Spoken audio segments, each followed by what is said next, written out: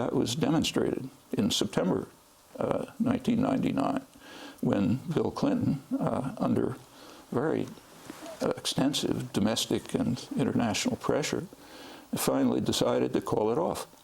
He didn't have to bomb Jakarta. He didn't have to impose an embargo. He just told the Indonesian generals the game's over, and they immediately withdrew. That goes down in history as a great humanitarian intervention. That's not exactly the right story.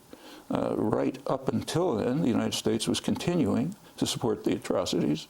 Britain, under its new ethical foreign policy, didn't quite get in on time, and they kept supporting them even after the Australian-led UN peacekeeping force entered. Well, that's NATO 10 years ago. It's even putting aside the claims about Serbia, which maybe a word about those are worthwhile. We know what happened in Serbia. There's a massive, in Kosovo, there's massive documentation from the State Department, from NATO, European Union observers on the ground. There was a level of atrocities sort of distributed between the guerrillas and the Serbs, but it was expected that the NATO bombing would radically increase the atrocities, which it did. If you look back at the Milosevic indictment in the middle of the bombing, almost entirely about atrocities, except for one exception, about atrocities after the NATO bombing. That's what they anticipated. General Clark and commanding general had informed Washington weeks earlier, yes, that would be the consequence. He informed the press of that as the bombing started.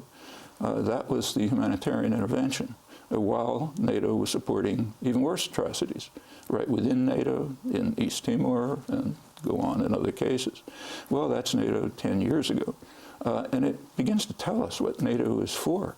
Is it for defending Europe from attack? In fact, there is such a pretense now. So when President Bush started installing missile defense systems in Eastern Europe, the claim was, well, this is to defend Europe from attack against Iranian nuclear-tipped missiles. In fact, that doesn't have any, doesn't matter. And the fact that if it had any, it would be total insanity for them to even arm one, because the country would be vaporized in 30 seconds. And it's a threat to Russia again, just like Clinton's expansion of NATO to the east. France joining? Pardon? France joining now, rejoining? France joining is quite interesting. I mean, France had a policy initiated by General de Gaulle of trying to turn Europe into what was then called a third force, independent of the two superpowers. So Europe should pursue an independent course. It was, he spoke of Europe from the Atlantic to the Urals. That was a great fear of the United States since the Second World War, that Europe would strike out on its own after reconstructing, which it could. The economies on the scale of the United States, no reason, except in military force, it's comparable to the United States. So it could have been a move towards a peaceful Europe, independent of the superpowers. In fact, a large part of the purpose of NATO was to prevent that from happening, to ensure that Europe would stay within the U.S. umbrella, under U.S. control. Well, France has now abandoned that position and has rejoined what is now just an intervention force, an international intervention force, exactly as James Jones and Hoopcheffer and others portray it. It's an international intervention force under U.S. command. Why should it exist? In fact, if you go back to 1989 and 1990, it's extremely interesting to see how the United States reacted to the collapse of the Soviet Union. So right after the fall of the Berlin Wall, which 20 years ago, which signaled the end of the Soviet Union, clearly, the Bush administration, Bush 1, immediately released a national security strategy, a military budget, and so on, which are very interesting reading. What they say, in effect, is everything's going to go on exactly as before, but with new pretexts. So now we have to have a huge military establishment and military budget, and not to protect ourselves from the Russians who are collapsing, but because, literally, because of the technological sophistication of third world powers. Now that was promulgated without ridicule. if someone was watching from Mars, they'd collapse in laughter. So because of the technological sophistication of third world powers, we have to keep this huge military budget. We have to keep intervention forces aimed at the Middle East, the main target of intervention. Why?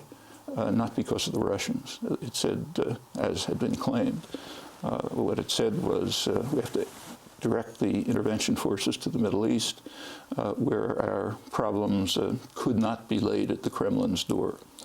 So in other words, we've been lying to you for 50 years, but now the clouds have lifted, so we just have to have intervention forces aimed at the Middle East, because we have to control it. We have to maintain what they called the defense industrial base. That's a euphemism for high technology industry. That's why you have things like computers and the internet and so on. So that's the massive state sector of the high-tech economy. We have to maintain that, again, because of the threat of the third world and so on.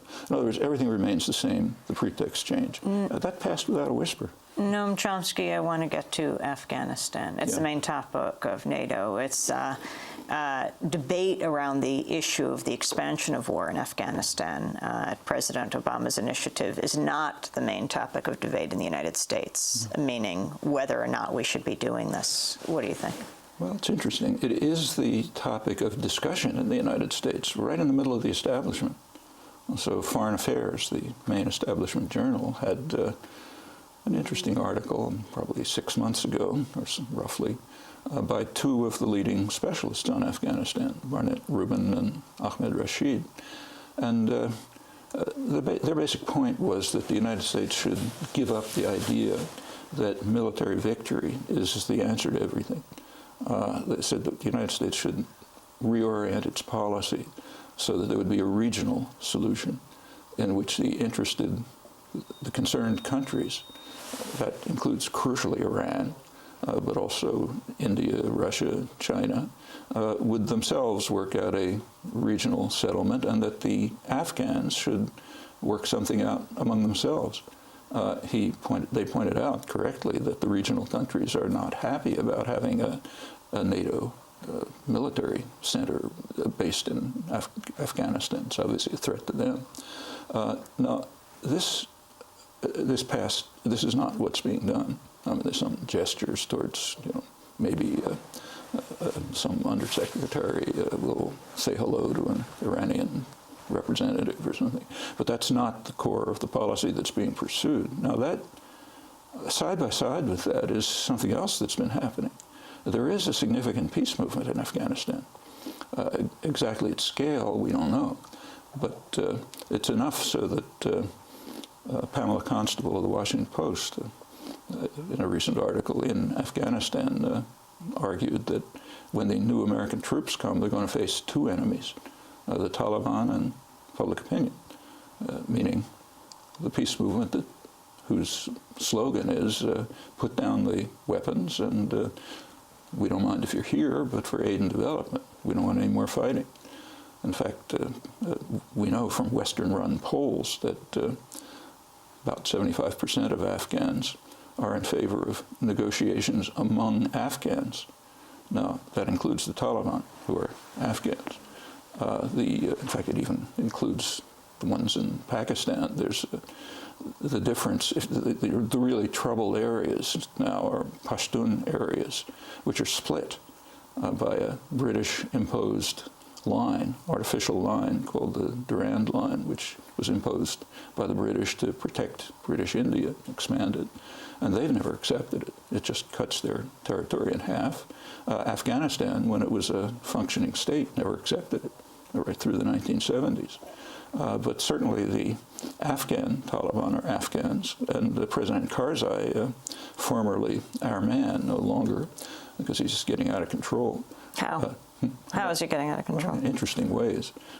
When President Obama was elected, Afghan President Karzai sent him a message, which as far as I know was unanswered, in which he pleaded with President Obama to stop killing Afghans. He also addressed a UN delegation and told them he wanted a timetable for the removal of foreign forces. Well, his popularity quickly plummeted. he used to be very much praised for his nice clothes and great demeanor, and very much admired by the media and commentators. Now he's sunk very low. He's suddenly corrupt and so on. You mean in the West?